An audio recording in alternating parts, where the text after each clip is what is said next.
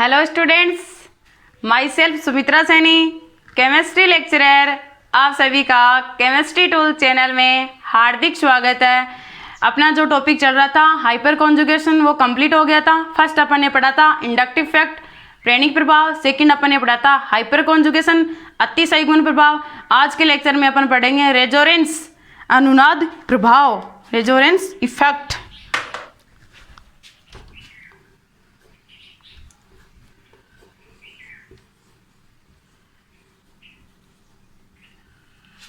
Resonance effect.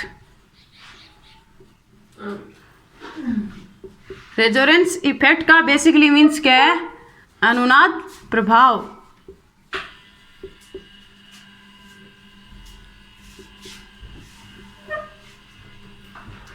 Resonance effect को पढ़ने से पहले इसके कुछ की पॉइंट्स हैं, अपन उन की पॉइंट्स को पहले पढ़ेंगे।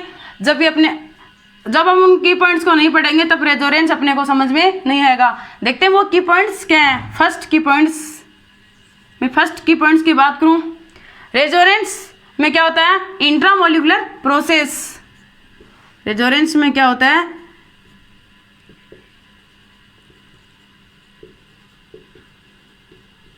Intramolecular process.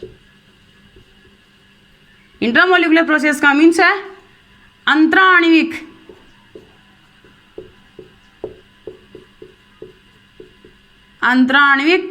प्रक्रिया। अंतराणविक प्रक्रिया क्या होती है? ये एक ही अणु के बीच होने वाली प्रक्रिया। मैं यहाँ पे बात करूं, एक ही अणु के बीच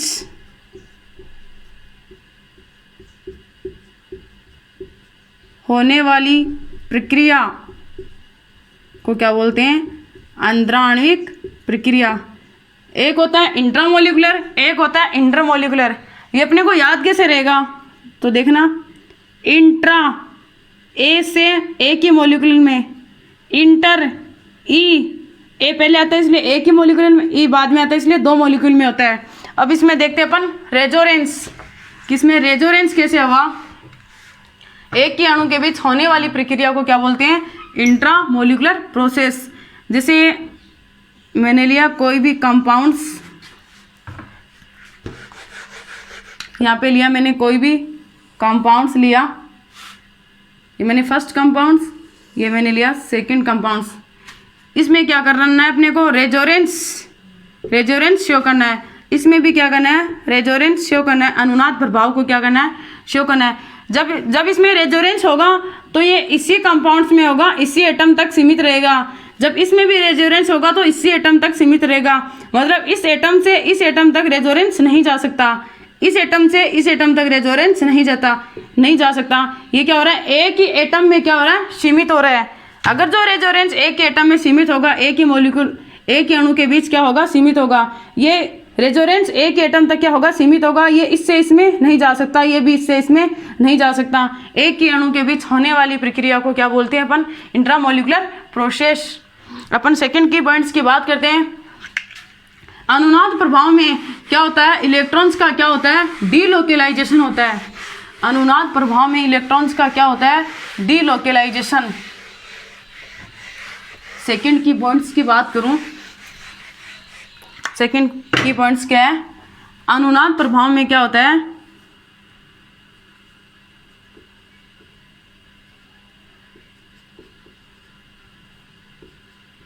अनुनाद प्रभाव में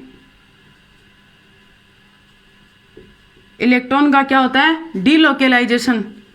डीलोकेलाइजेशन का मीन्स है विस्थानीकरण। डीलोकेलाइजेशन का मीन्स क्या है? विस्थानीकरण।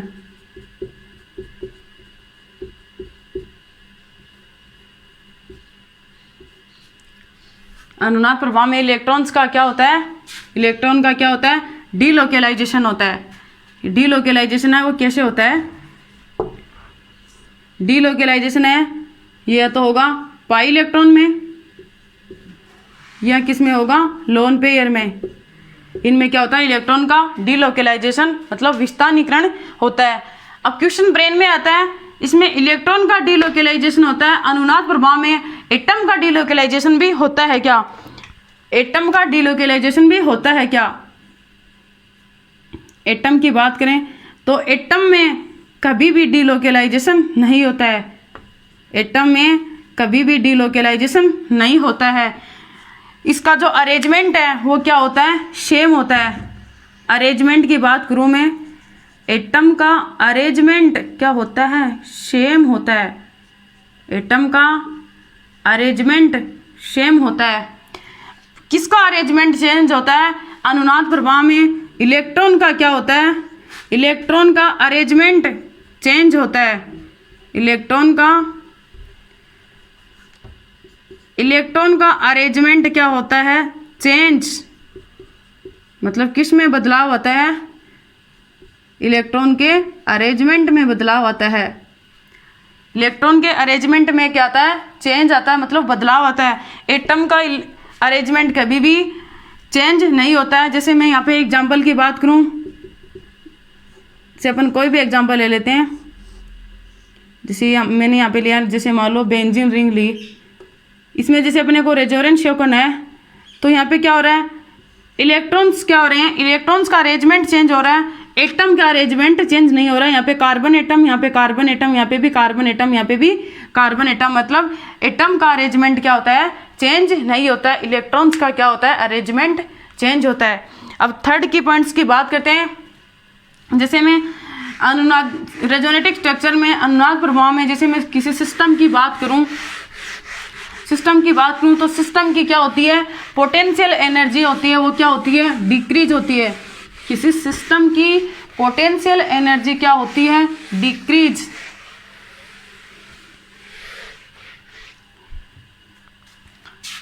जो अपना नेक्स्ट की पॉइंट्स है, थर्ड की पॉइंट्स, किसी सिस्टम की बात करें, सिस्टम की मैं बात कर रही हूँ यहाँ पे, तो सिस्टम की क्या होती है, पोटेंशियल एनर्जी क्या होती है, डिक्रीज होती है। पोटेंशियल एनर्जी क्या होती है, डिक्रीज। पोटेंशियल एनर्जी का मीन्स है स्टैटिक ऊर्जा। स्टैटिक ऊर्जा क्या होती है, डिक्रीज होती है। जो अनुनाद प्रभाव है, अनुनाद प्रभाव क्या करता है, किसी सिस्टम की स्टेबिलिटी को क्या करता है, इंक्रीज करता है, उसके स्थायित्व को बढ़ाता है, और उसकी पोटेंशियल एनर्जी को क्या करता है, डिक्रीज करता है। अगर पोटेंशियल एनर्जी और स्टेबिलिटी में अपन क्या देखें, रिलेशन देखें, इनमें क्या संबंध है, तो स्टेबिलिटी है वो इन्वर्सली प्रोपोर्शनल होती है किसके, पोटेंशियल एनर्जी के। स्टेबिलिटी है वो इन्वर्सली प्रोपोर्शनल होती है किसके, 1/, पोटेंशियल एनर्जी के। ये क्या होती है, व्युत्क्रमानुपाती होती है। इसका मीन्स क्या है, इसका मीन्स ये, अगर किसी सिस्टम की क्या होगी, स्टेबिलिटी अगर इंक्रीज होगी तो उसकी पोटेंशियल एनर्जी क्या होगी, डिक्रीज होगी, उसकी स्टैटिक ऊर्जा क्या होगी, डिक्रीज होगी। अगर किसी सिस्टम की किसी सिस्टम की स्टेबिलिटी अगर डिक्रीज है तो उसकी पोटेंशियल एनर्जी क्या होगी, इंक्रीज होगी। ये इनमें क्या होता है, रिलेशन होता है। तो अनुनाद प्रभाव है वो सिस्टम की स्टेबिलिटी को क्या करता है, इंक्रीज करता है, तो उसकी स्टैटिक ऊर्जा क्या हो जाती है, कम हो जाती है। अब अपन फोर्थ की पॉइंट्स की बात करते हैं कि इसमें रेजोनेंस को अपन कैसे शो करें, अनुनाद प्रभाव को अपन कैसे शो करें। किसी कंपाउंड या सिस्टम की बात करूं मैं, तो उसमें रेजोनेंस होता है, जो अनुनाद प्रभाव होता है उसको अपन कैसे शो करें।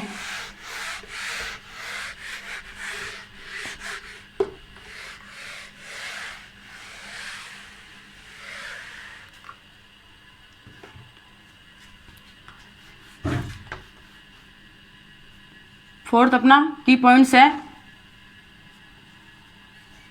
फोर्थ की पॉइंट्स क्या है, कोई भी मान लो कंपाउंड लिया या कोई भी सिस्टम लिया, कोई भी क्या लिया, कंपाउंड, या कोई भी मान लो मैंने क्या लिया, सिस्टम।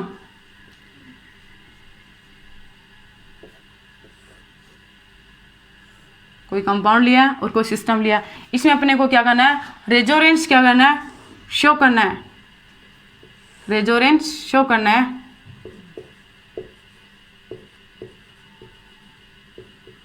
रेजोनेंस शो करना है। तो किसी कंपाउंड्स में अगर रेजोनेंस शो हो रहा है तो उसे क्या बनेगी, रेजोनेटिक स्ट्रक्चर। इससे क्या बनेगी, रेजोनेटिक स्ट्रक्चर बनेगी। इसे क्या बनेगी, कोई स्ट्रक्चर बनेगी। उन स्ट्रक्चर का क्या नाम है, उन स्ट्रक्चर का नाम है रेजोनेटिक स्ट्रक्चर,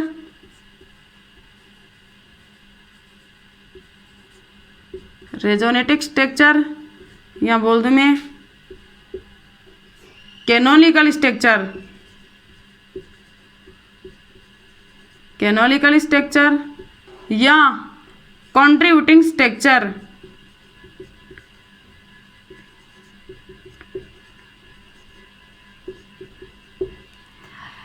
जो कंपाउंड्स लिए है या जो सिस्टम लिए है उससे क्या बन रही है, कोई स्ट्रक्चर बन रही है। उन स्ट्रक्चर को क्या बोलते हैं, रेजोनेटिव स्ट्रक्चर, कैनोनिकल स्ट्रक्चर या कंट्रीब्यूटिंग स्ट्रक्चर। इन दोनों का अपन क्या ले मिक्सअप लें, किसका, कोई कंपाउंड्स और उससे क्या बन रही है, कोई स्ट्रक्चर बन रही है। इनका अपन क्या लें, मिक्सअप लें, मतलब इसका ओल आल निकालें। तो जहाँ भी क्या रेजोनेटिव स्ट्रक्चर बने, कोई भी कंपाउंड्स में क्या अनुनादी संरचनाएं बनती है, तो उससे क्या बनता है, अनुनादी संरचना से क्या बनता है, रेजोनेंस हाइब्रिड, अनुनाद संकर। क्या बनता है, अनुनाद संकर, रेजोनेंस हाइब्रिड, रेजोनेंस हाइब्रिड। अब देखते हैं रेजोनेंस हाइब्रिड और रेजोनेटिव स्ट्रक्चर। रेजोनेटिव स्ट्रक्चर क्या होती है, काल्पनिक प्रोसेस होती है, और रेजोनेंस हाइब्रिड क्या होता है, ट्रू होता है। रेजोनेंस हाइब्रिड हमेशा क्या होता है, रियल स्ट्रक्चर होती है। इसकी स्ट्रक्चर की बात करें तो ये क्या होती है, ट्रू। ट्रू का मतलब real structure, real structure.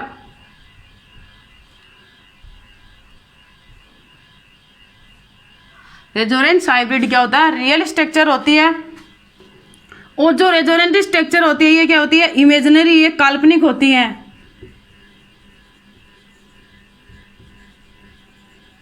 Imaginary, काल्पनिक मतलब हाइपोथेटिकल, हाइपोथेटिकल। ये क्या होती हैं, काल्पनिक होती हैं, हाइपोथेटिकल होती हैं। अब बात आती है रेजोनेंस हाइब्रिड और रेजोनेटिव स्ट्रक्चर। रेजोनेंस हाइब्रिड और रेजोनेटिव स्ट्रक्चर, रेजोनेंस हाइब्रिड और रेजोनेटिव स्ट्रक्चर में दोनों की स्टेबिलिटी किसकी ज़्यादा होती है, रेजोनेंस हाइब्रिड की होगी या रेजोनेटिव स्ट्रक्चर की। अब बात आती है इसकी स्टेबिलिटी की। तो कोई भी चीज़ क्या होती है, वो रियल चीज़ होती है, उसकी स्टेबिलिटी क्या होती है, हमेशा ही ज़्यादा होती है। रियल चीज़ की स्टेबिलिटी हमेशा ही क्या होती है, ज़्यादा होती है। तो मैं बात करूँ जो रेजोनेंस हाइब्रिड है, इसकी स्टेबिलिटी क्या होगी, सबसे ज़्यादा। स्टेबिलिटी की बात करूँ मैं, इसके स्थायित्व की बात करूँ तो स्टेबिलिटी क्या होगी इसमें, सबसे ज़्यादा। स्थायित्व है सबसे ज़्यादा, स्थायित्व क्या होगा, ज़्यादा होगा। स्थायित्व अगर ज़्यादा, इसका ज़्यादा है तो इसका स्थायित्व क्या होगा, कम। मैं बोल दूँ यहाँ पे ये कम स्थायी है। रेजोनेटिव स्ट्रक्चर है, ये क्या है, कम स्थायी है, कम स्थायी। किसकी कंपेयर, रेजोनेंस हाइब्रिड की। ये क्या है, कम स्थायी है, ये क्या है, ज़्यादा स्थायी है। इसकी स्टेबिलिटी ज़्यादा है, ज़्यादा स्थायी है, ये क्या, कम स्थायी है। अब जो सेकंड की पॉइंट्स की बात करें, जो अनुनादी संरचनाएं होती हैं इनको कैसे शो किया जाता है, अनुनादी संरचनाएं होती हैं इनको कैसे शो किया जाता है। इससे पहले अपना की पॉइंट्स आएगा कि जो अनुनादी संरचनाएं होती हैं ये कौन से रूल को क्या करती हैं, फॉलो करती हैं। Resonative structure must follow the octet rule. Resonative structure होती हैं जो अनुनादी संरचनाएं होती हैं, अनुनादी संरचनाएं अष्टक नियम को क्या करती हैं, फॉलो करती हैं। तो resonative structure must follow octet rule. मैं बात करूं यहाँ पे अपना नेक्स्ट की पॉइंट्स है, resonative structure, resonative structure must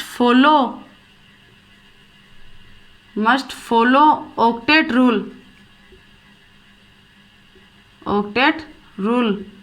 resonative structure है वो ऑक्टेट रूल को क्या करती हैं, फॉलो करती हैं। मैं बात करूं कि रेजोनेटिव स्ट्रक्चर है वो अष्टक नियम को क्या करती हैं, अष्टक नियम का पालन करती हैं। ऑक्टेट रूल का मीन्स है अष्टक नियम,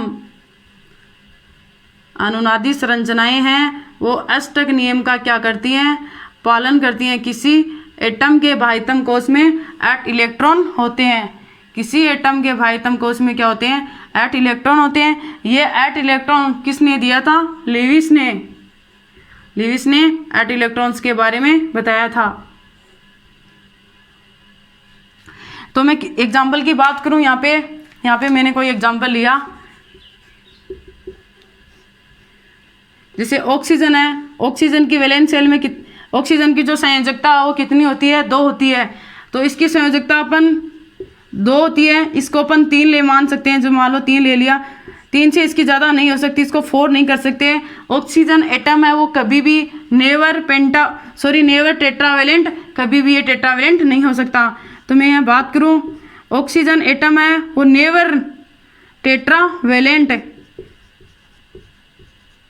ऑक्सीजन एटम कभी भी क्या नहीं हो सकता, टेट्रावेलेंट नहीं हो सकता, डाई और ट्राईवेलेंट हो सकता है। ऐसे में यहाँ पे एग्जांपल की बात करूँ, NH3 मतलब अमोनिया की बात, नाइट्रोजन एटम की बात करूँ, तो नाइट्रोजन की संयोजकता क्या होती है, नाइट्रोजन की संयोजकता क्या होती है, 3 होती है। इसको अपन मान लो इसकी संयोजकता 3 है, तो अपन 3 से इसको 4 ले सकते हैं, कभी भी इसको 5 नहीं ले सकते हैं। तो मैं बात करूं यहाँ पे नाइट्रोजन एटम है वो कभी भी नेवर पेंटावेलेंट नहीं हो सकता, नेवर पेंटावेलेंट। नाइट्रोजन एटम है वो कभी भी पेंटावेलेंट नहीं हो सकता। ऐसे में यहाँ पे एक एग्जांपल और लूँ, जैसे कार्बन की संयोजकता कितनी होती है, कार्बन की संयोजकता हमेशा ही कितनी होती है, 4 होती है। तो इसको अपन 4 तो ले सकते हैं, इसको 5 नहीं ले सकते, इसको भी अपन 5 नहीं ले सकते। तो मतलब ये नेवर पेंटावेलेंट नहीं हो सकता, नेवर पेंटावेलेंट। कार्बन एटम कभी भी पेंटावेलेंट नहीं हो सकता, नाइट्रोजन एटम है वो कभी भी पेंटावेलेंट नहीं हो सकता, ऑक्सीजन एटम है कभी भी टेट्रावेलेंट नहीं हो सकता। ये इसकी क्या है, की पॉइंट्स है। इसका नेक्स्ट जो की पॉइंट्स है 4th 5th आप देख रहे हैं, उसके हिसाब से जो अपना नेक्स्ट की पॉइंट्स है वो क्या है, जो अनुनादी संरचनाएं होती हैं इनको कैसे शो किया जाता है, अनुनादी संरचनाएं होती हैं इनको कैसे शो किया जाता है, इनको कैसे लिखा जाता है। अनुनादी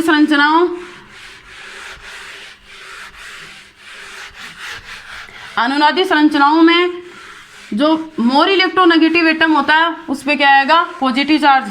अनुनादी संरचनाओं में जो मोर इलेक्ट्रोनेगेटिव एटम होता है उस पर क्या आएगा, अनुनादी संरचनाओं में मोर इलेक्ट्रोनेगेटिव एटम पर negative charge, more electronegative atom पर नेगेटिव चार्ज और लेस इलेक्ट्रोनेगेटिव एटम पर क्या आएगा, पॉजिटिव चार्ज। ऐसे में किसी कंपाउंड सिस्टम की बात करूं,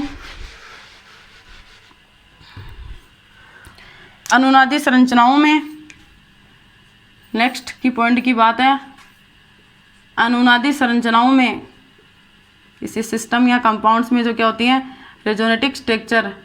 अनुनादी संरचनाओं में जो रेजोनेटिक स्ट्रक्चर होती हैं उनमें जो कंपाउंड्स होता है उनको अपन जो उसमें क्या होता है, मोर इलेक्ट्रोनेगेटिव एटम होता है ना, मोर इलेक्ट्रोनेगेटिव एटम अधिक विद्युत ऋणी परमाणु पर क्या आएगा, अधिक विद्युत ऋणी परमाणु पर क्या आना चाहिए, नेगेटिव चार्ज। और लेस इलेक्ट्रोनेगेटिव एटम पर क्या आना चाहिए, पॉजिटिव चार्ज। मैं किसी कंपाउंड्स की बात करूं, कंपाउंड्स में मैंने क्या लिया, मान लो कार्बोनाइल्स कंपाउंड्स लिया,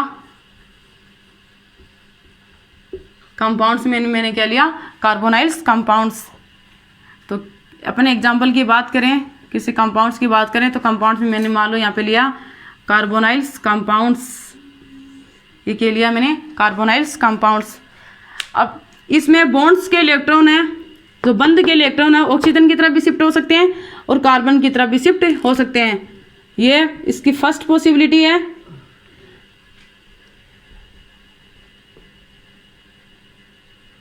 ये इसकी क्या है, फर्स्ट पॉसिबिलिटी है।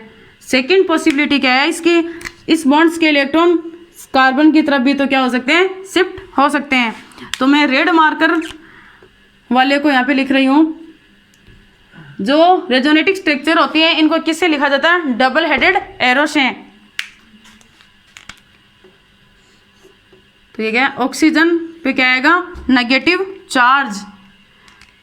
मोर इलेक्ट्रोनेगेटिव एटम पर नेगेटिव चार्ज और लेस इलेक्ट्रोनेगेटिव एटम पर पॉजिटिव चार्ज। मतलब मैंने कंडीशन क्या बताई? अनुनादी संरचनाओं को कैसे लिखा जाता है?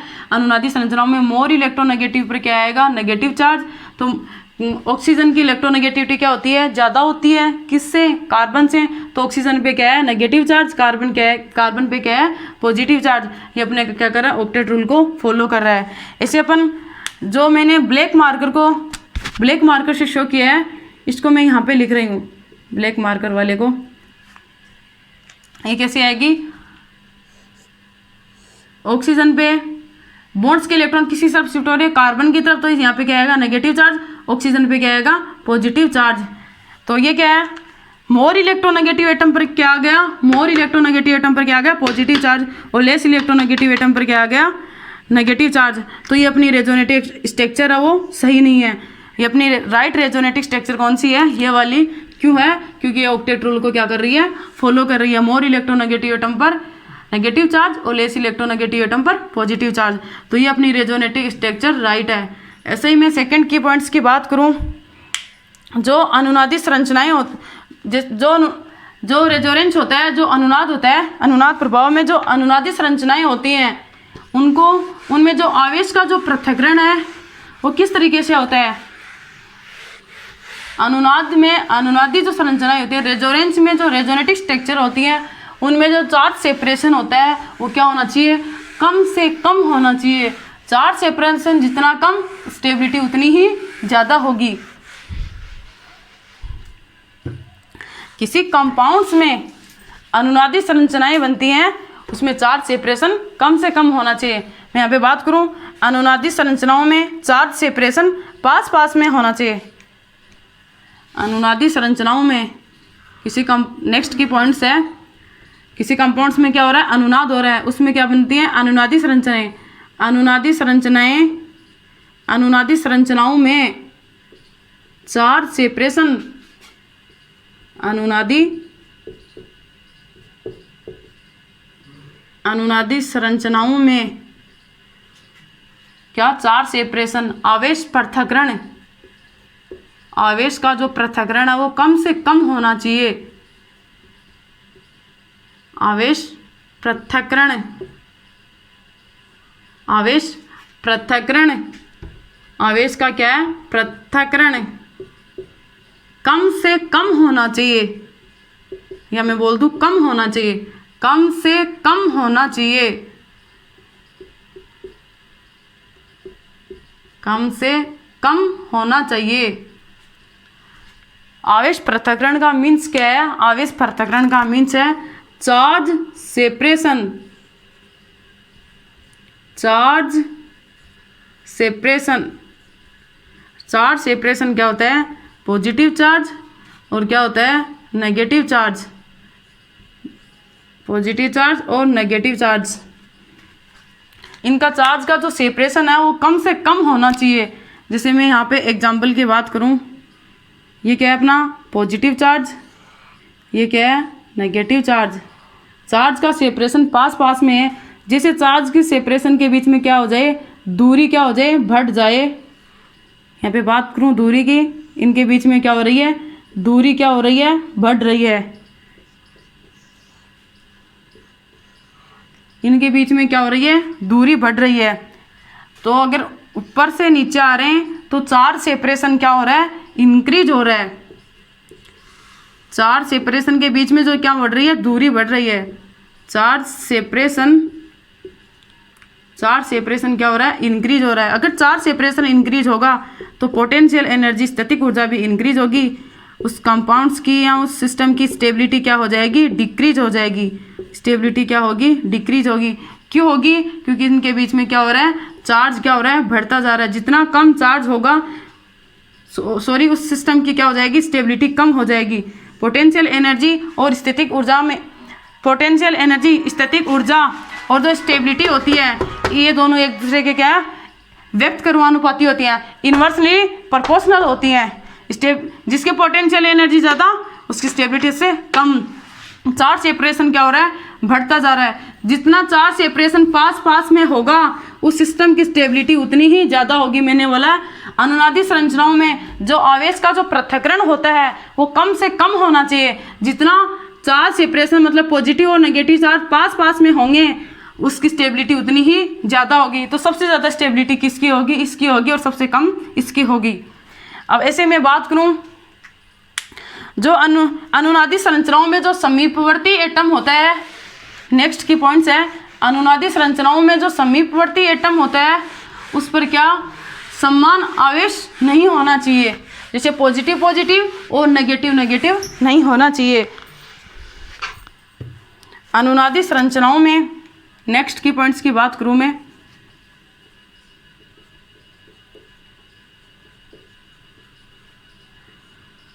अनुनादी संरचनाओं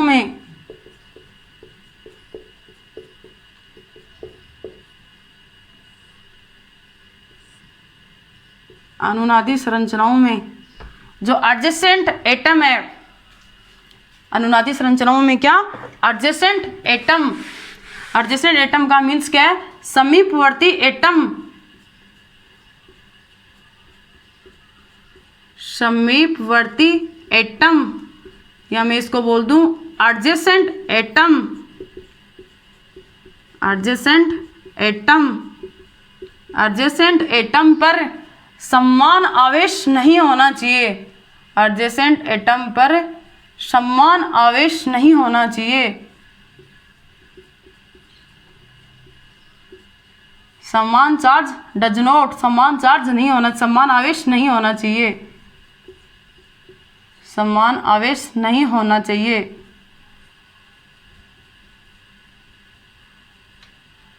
समान आवेश अनुनादी संरचनाओं में जो समीपवर्ती एटम होता है, जो एडजेसेंट एटम होता है, उस पर समान आवेश नहीं होना चाहिए। समान आवेश का यहाँ पे मीन्स क्या है, जैसे पॉजिटिव पॉजिटिव और नेगेटिव नेगेटिव समान आवेश नहीं होना चाहिए। जैसे मैं यहाँ पे बात करूँ, जैसे मैंने यहाँ पे एग्जांपल में, जैसे मान लो मैंने नेगेटिव नेगेटिव लिया, ये नेगेटिव, यहाँ पे ये नेगेटिव, इनके बीच में क्या हो रही है, दूरी क्या हो रही है, बढ़ रही है, इनके बीच में दूरी क्या हो रही है, बढ़ रही है। यहाँ पे इन दोनों की बात करूँ, इनमें यहाँ पे क्या है, रिपल्सन क्या है, रिपल्सन क्या है, इन दोनों के बीच में रिपल्सन ज़्यादा लग रहा है, इन दोनों के बीच में क्या लग रहा है, रिपल्सन ज़्यादा लग रहा है। अगर रिपल्सन ज़्यादा लग रहा है तो इसकी स्टेबिलिटी क्या हो रही है, कम हो रही है। रिपल्सन यहाँ पे क्या है, ज़्यादा है, ये दोनों समान आवेश वाले क्या हैं, पास पास में है। रिपल्सन क्या है यहाँ पे, ज़्यादा, रिपल्सन अगर ज़्यादा है क्योंकि दोनों पास पास में है, रिपल्सन ज़्यादा, तो स्टेबिलिटी क्या हो गई, कम, स्टेबिलिटी क्या हो गई, कम। और इन दोनों के बीच में क्या है, रिपल्सन क्या है, कम है, यहाँ पे रिपल्सन कम तो स्टेबिलिटी ज़्यादा, यहाँ पे रिपल्सन क्या है, कम, रिपल्सन कम तो स्टेबिलिटी ज़्यादा, तो यहाँ पे क्या है, स्टेबिलिटी ज़्यादा। यहाँ पे रिपल्सन, ये दोनों पास पास में है इसलिए रिपल्सन ज़्यादा लग रहा है, रिपल्सन ज़्यादा लग रहा है तो उस कंपाउंड या सिस्टम की स्टेबिलिटी क्या हो रही है, कम। यहाँ पे रिपल्सन कम है, अगर रिपल्सन कम है तो स्टेबिलिटी ज़्यादा। मैं बात करूँ अगर ऊपर से नीचे आ रहे हैं तो स्टेबिलिटी क्या हो रही है, इंक्रीज हो रही है। फिर बात करूँ अगर ऊपर से नीचे आ रहे हैं तो स्टेबिलिटी क्या हो रही है, इंक्रीज हो रही है। सबसे ज़्यादा स्टेबिलिटी इसकी होगी, फिर इसकी होगी, फिर इसकी, और सबसे कम इसकी होगी। तो ऊपर से नीचे आ रहे हैं तो स्टेबिलिटी क्या हो रही है, इंक्रीज हो रही है, स्टेबिलिटी इंक्रीज हो रही है। और रिपल्सन क्या हो रहा है, कम हो रहा है। सबसे ज़्यादा रिपल्सन इसमें, जितना ज़्यादा रिपल्सन उसकी स्टेबिलिटी सबसे कम। तो सबसे ज़्यादा स्टेबिलिटी किसकी होगी, इसकी होगी, फिर इसकी, फिर इसकी, फिर इसकी। मैंने बताया अनुनादी संरचनाओं में जो समीपवर्ती एटम, जो एडजेसेंट एटम होता है, एडजेसेंट एटम होता है, उस पर समान आवेश नहीं होना चाहिए, क्योंकि पास पास में समान आवेश होगा तो उसमें रिपल्सन ज़्यादा लगेगा। अगर रिपल्सन ज़्यादा लगेगा तो उसकी क्या होगी, रिपल्सन ज़्यादा लगेगा तो उसकी जो स्टेबिलिटी है वो कम हो जाएगी। ऐसे में बात करूँ अनुनादी संरचनाओं में, जो अनुनादी संरचनाएं होती हैं, जैसे अपन अनुनाद में क्या पढ़ते हैं, रेजोनेटिक स्ट्रक्चर पढ़ते हैं, जो अनुनादी संरचनाएं होती हैं वो क्या होती हैं, इक्विवेलेंट होती हैं। तो इक्विवेलेंट जो समान अनुनादी संरचनाएं होंगी वो क्या करती हैं, स्टेबिलिटी को क्या करती है, इंक्रीज करती हैं। तो यहाँ पे नेक्स्ट की पॉइंट्स की बात करूँ मैं, नेक्स्ट की पॉइंट्स क्या है स्टूडेंट्स, इनको ध्यान से समझना। जो समान अनुनादी संरचनाएं होती हैं वो सिस्टम की स्टेबिलिटी को क्या करती हैं, इंक्रीज करती हैं। सिस्टम की स्टेबिलिटी को क्या कर रही हैं, इंक्रीज कर रही हैं। तो अपना नेक्स्ट की पॉइंट्स है वो ध्यान से देखना। समान अनुनादी संरचनाएं, आप इनको की पॉइंट्स को अगर ध्यान से नहीं पढ़ोगे तो रेजोनेंस में जो नेक्स्ट जो टॉपिक आएगा वो आप समझ में नहीं आएगा, जिनकी पॉसिबिलिटी आएंगी वो भी समझ में नहीं आएगा जब तक इनके की पॉइंट्स को अपन अच्छे से नहीं पढ़ेंगे। जो समान अनुनादी संरचनाएं होती हैं, समान अनुनादी संरचनाएं, समान अनुनादी संरचनाएं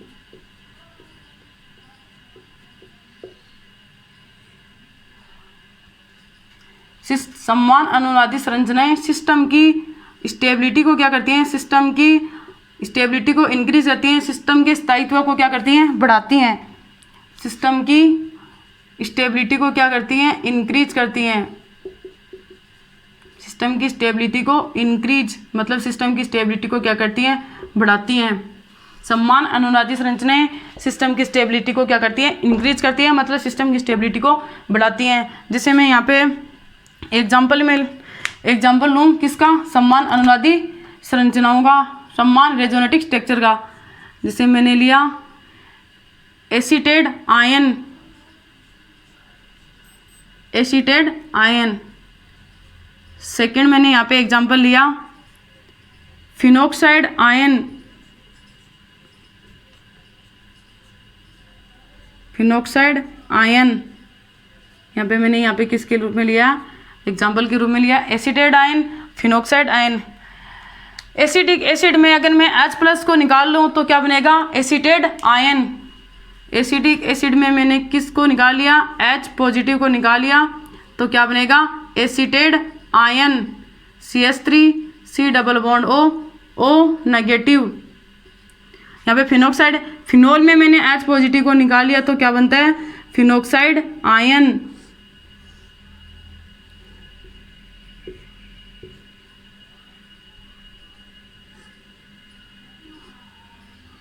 ये क्या बना, फिनोक्साइड आयन। अब इनकी क्या देखेंगे, रेजोनेटिक स्ट्रक्चर, अनुनादी संरचनाएं। मैंने बताया था रेजोनेटिक स्ट्रक्चर को डबल हेडेड एरो से लिखा जाता है। इनकी रेजोनेटिक स्ट्रक्चर को मैं शो कर रही हूँ। ये नेगेटिव चार्ज इधर की तरफ शिफ्ट हो जाएगा, इस पाई बॉन्ड्स के इलेक्ट्रॉन ऑक्सीजन की तरफ शिफ्ट हो जाएंगे क्योंकि ऑक्सीजन की इलेक्ट्रोनेगेटिविटी ज़्यादा होती है, किससे, कार्बन से। तो मैंने बोला है समान अनुनादी संरचनाओं, समान अनुनादी संरचनाएं हैं, समान अनुनादी जो संरचनाएं हैं, समान अनुनादी संरचनाओं सिस्टम की या समान अनुनादी संरचनाएं सिस्टम की स्टेबिलिटी को क्या करती हैं, इंक्रीज करती हैं। तो इससे कौन सी रेजोनेटिक स्ट्रक्चर बनेगी, CH3 C ऑक्सीजन पे negative charge double bond O, यह क्या बनी अपनी एसीटेट आयन। अब ऐसे में इसकी रेजोनेटिक स्ट्रक्चर की बात करूं, इस बॉन्ड्स के ये नेगेटिव चार्ज है, ये इधर की तरफ शिफ्ट हो जाएगा, इस बॉन्ड्स के इलेक्ट्रॉन इस कार्बन की तरफ शिफ्ट हो जाएंगे।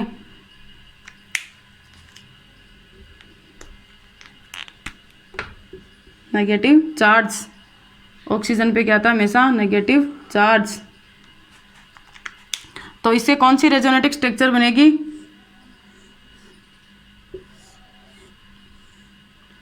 यहाँ पे क्या है डबल बॉन्ड O, यहाँ पे क्या है नेगेटिव चार्ज,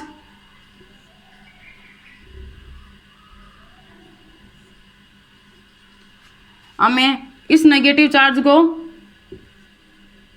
इधर की तरफ शिफ्ट कर दूं, इस पाई बॉन्ड्स के इलेक्ट्रॉन इधर की तरफ शिफ्ट कर दें तो क्या बनेगी रेजोनेटिक स्ट्रक्चर।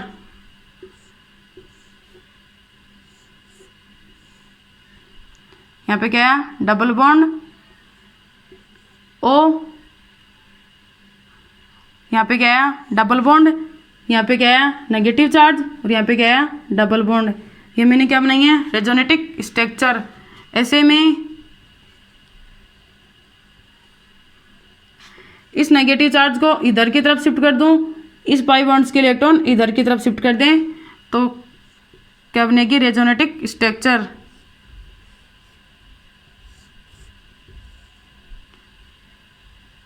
ये पाई बॉन्ड ऐसा वैसा, इन दोनों के बीच में क्या जाएगा? Double bond.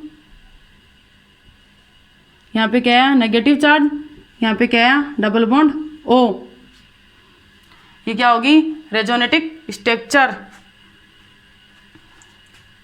ये अपनी क्या होगी? रेजोनेटिक स्ट्रक्चर होगी। ऐसे ही मैं इस पाई बॉन्ड्स के इलेक्ट्रॉन इधर की तरफ शिफ्ट कर दूं, इसके बॉन्ड इधर की तरफ शिफ्ट कर दूं, तो पहले वाली स्ट्रक्चर वापस बन जाएगी। तो ध्यान से देखना, मैं इसको आगे भी बना रही हूँ, इस रेजोनेटिक स्ट्रक्चर को। इस पाई बॉन्ड के इलेक्ट्रॉन इधर की तरफ शिफ्ट, इसके ऑक्सीजन, इस पाई बॉन्ड्स के इलेक्ट्रॉन ऑक्सीजन की तरफ, तो क्या बनेगी? रेजोनेटिक स्ट्रक्चर। तो यहाँ पे पहली वाली रेजोनेटिक स्ट्रक्चर वापस बन जाएगी। ये क्या बन रही है? स्टार्टिंग वाली रेजोनेटिक स्ट्रक्चर वापस बन रही है, ये और वाली रेजोनेटिक स्ट्रक्चर। तो मैं बात करूँ इनकी स्टेबिलिटी की कि किसकी स्टेबिलिटी ज़्यादा होगी? फिनोक्साइड आयन की ज़्यादा होगी या एसीटेट आयन की? मैंने बताया समान अनुनादी संरचनाएं सिस्टम की स्टेबिलिटी को क्या करती हैं? इंक्रीज करती हैं। जो इक्विवेलेंट रेजोनेटिक स्ट्रक्चर आएंगी वो उस कंपाउंड्स या उस सिस्टम की स्टेबिलिटी को क्या करेगी? इंक्रीज करेगी। तो इसमें समान रेजोनेटिक स्ट्रक्चर की बात करें, समान अनुनादी संरचनाएं की बात करें, तो ये क्या है? अपना फिनोक्साइड आयन, ये अपना क्या है? फिनोक्साइड आयन, ये अपना क्या है? Acetate ion.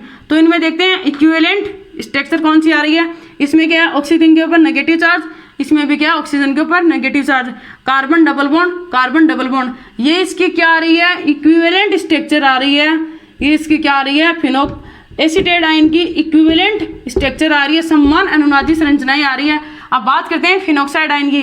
फिनोक्साइड में ऑक्सीजन पे नेगेटिव चार्ज और यहाँ पे क्या? डबल बॉन्ड ओ आ रहा है, मतलब यहाँ पे समान रेजोनेटिक स्ट्रक्चर नहीं बन रही है, समान इक्विवेलेंट स्ट्रक्चर नहीं बन रही है। यहाँ पे फिनोक्साइड आयन की इक्विवेलेंट स्ट्रक्चर नहीं बन रही है। किस में बन रही है? एसीटेट आयन में। तो ये मैं यहाँ पे बात करूँ स्टेबिलिटी की, मैंने क्या होता है? जिसमें इक्विवेलेंट स्ट्रक्चर बनेंगे उस सिस्टम की स्टेबिलिटी सबसे ज़्यादा होगी। तो इक्विवेलेंट स्ट्रक्चर कहाँ पे बन रही है? एसीटेट आयन में। तो एसीटेट आयन मोर स्टेबल होता है किससे? फिनोक्साइड आयन से compare to phenoxide ion. Reason क्या है? स्टेबिलिटी सबसे ज़्यादा किसकी हुई? मैं बात करूँ स्टेबिलिटी की, तो मैंने बोला स्टेबिलिटी की बात की मैंने, स्टेबिलिटी में एसीटेट आयन की स्टेबिलिटी ज़्यादा होती है किससे? एसीटेट आयन की स्टेबिलिटी ज़्यादा है किससे? फिनोक्साइड आयन से।